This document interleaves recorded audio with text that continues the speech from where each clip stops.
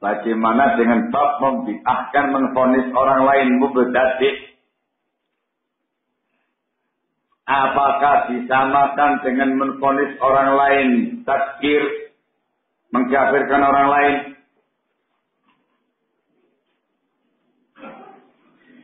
Jawabannya qanabitina azakumullah, dari apa yang disampaikan oleh para ulama yang saya bacakan pernyataan-pernyataan di atas, mereka membawakan poin-poin tadi, menggandengkan bab takfir, bab tabdi', bab tafsir, bab tankir, memunafikan orang lain dalam satu paket. Itu menunjukkan bahwasanya kaidahnya pun juga sama. Ketika ditanyakan tentang tabdi', membid'ahkan orang lain, menuduh orang lain mubtadi', itu juga harus dengan kaidah yang jelas. Menghizbikan orang lain harus dengan kaidah yang jelas. Kaidah yang pertama, Pak Ikhwan, dipastikan dulu perbuatannya. Apakah tindakan itu dalam Islam dihukumi bid'ah, dihukumi hizbiyah, ataukah tidak? Di sini kamu harus belajar apa itu bid'ah, ragam-ragam bid'ah, macam-macam bid'ah. Ngaji sih, apa itu bid'ah? Harus belajar apa itu hizbiyah, kapan dikatakan perbuatan hizbiyah, ucapan hizbiyah. Ngaji sih. Ini dulu yang harus dipelajari baik-baik. Kalau sudah dinyatakan sebagai perbuatan bid'ah atau ucapan bid'ah atau perbuatan hizbiyah, dikatakan bedakan antara perbuatan dan pelaku. Tidak semua orang yang melaksanakan tindakan bid'ah langsung divonis mubtadi'. Kalau kamu menggunakan bahasa umum tabdi'ul mutlak, boleh. Barang siapa yang berbuat demikian maka dia mubtadi'. Barang siapa yang mengucapkan demikian maka dia mubtadi'. Barang siapa yang berbuat demikian maka dia hizbi. Barang siapa yang mengatakan demikian maka dia hizbi. Bisa. Atau kamu gunakan dengan tabdi'ul khas, menyebabkan sekte-sekte mubtadi'ah. Kamu katakan ikhwaniyah mubtadi'ah, jamaah tabligh ahli bid'ah, sururiyah jamaah ahli bid'ah. Itu tidak ada masalah. Sekte-sekte yang memang dimasukkan oleh para ulama tergolong al-firaqud dhalah, sekte yang sesat. Tapi kalau salah vonis, ya, harus terpenuhi persyaratan tadi dan hilang faktor-faktor penghalangnya. Terkait dengan salah vonis, barakallahu fiik. Rata-rata para ulama kita menyamakan dengan bab takfir. Tidak boleh menghukumi orang lain mubtadi' dengan vonis, melainkan bila terpenuhi faktor, terpenuhi syarat-syarat tadi dan hilang faktor-faktor penghalangnya. Begitu pula dalam bab tahzib, tanzih, tafsir, semuanya sama. Khusus untuk pembahasan tabdi', membid'ahkan orang lain. Syekh Al-Allamah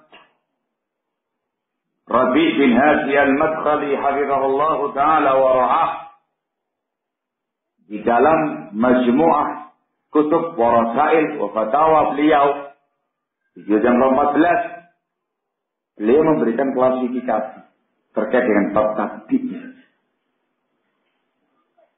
Tergantung bid'ahnya apa. Tergantung bid'ahnya apa. Ada kalanya orang itu langsung divonis mubtadi'. Langsung divonis mubtadi'. Kalau bid'ahnya itu sangat jelas, sangat gamblang, diketahui oleh semua pihak, dan sangat parah kebid'ahan-kebid'ahannya. Seperti bid'atul Jahmiyah, bid'atul Rafidhah, bid'atul Batiniyah, Qaramithah, dan yang sekitarnya. Yang semacam ini langsung dikatakan mubtadi'un dhalal. Ada kalanya yang di bawahnya itu, maka ada ketentuan yang disebutkan di atas. Barakallahu. Ini qanafinallahakumullah hal yang harus dipahami oleh kita semua. Sehingga kalian sebagai ahli sunnah wal jamaah jangan jadi jamaah tabligh. Yang bermudah-mudah membid'ahkan orang lain, menvonis orang lain mubtadi', menvonis orang lain hizbi. Barakallahu. Jangan bermudah-mudah. Kalaupun seandainya terpenuhi semua ketentuan-ketentuannya, sekali lagi yang berhak untuk memastikan dan menghukumi orang itu mubtadi' atau hizbi itu para ulama kita. Al-ulama rabbaniyun, bukan sembarang orang yang berbicara. Syekh Abu Ibrahim Muhammad bin Abdul Wahhab Al-Usadi hafizahullah pada kitab beliau Nasaihul A'immah Innal Fitanil Mudla'immah membawakan muhadarah dalam perkara semacam ini, belum tegaskan berulang-ulang bahwasanya yang berhak untuk memutuskan orang itu mubtadi' atau hizbi itu para ulama, bukan sembarang orang. Beliau mengatakan di tengah-tengah kita ada nafasun gharib, ada nafasun gharib, ada nafas yang aneh, ada yang aneh. Bermudah-mudah orang seakan-akan berlomba-lomba untuk membid'ahkan orang lain. Si fulan hizbi, fulan mubtadi' dan segala macamnya, semua bicara. Barakallahu. Tidak semudah yang dibayangkan. Menvonis orang lain dengan hukum bid'ah, dengan hukum hizbiyah, itu perkara besar. Sebagaimana menvonis orang lain dengan hukum kafir, secara vonis itu perkara besar. Sekali lagi, ahlu sunnah bukan jamaah takfir. Ahlu sunnah bukan jamaah tabligh. Apalagi punya program tabligh MLM. Ada pada ahlu sunnah yang semacam ini, barakallahu fiik. Ahlu sunnah adalah orang yang paling insaf, yang paling adil dalam mensikapi seseorang. Tidak hulu dalam bab tabligh. Juga tidak hulu atau jangan bermudah-mudah dalam urusan bid'ah. Pas pada porsinya.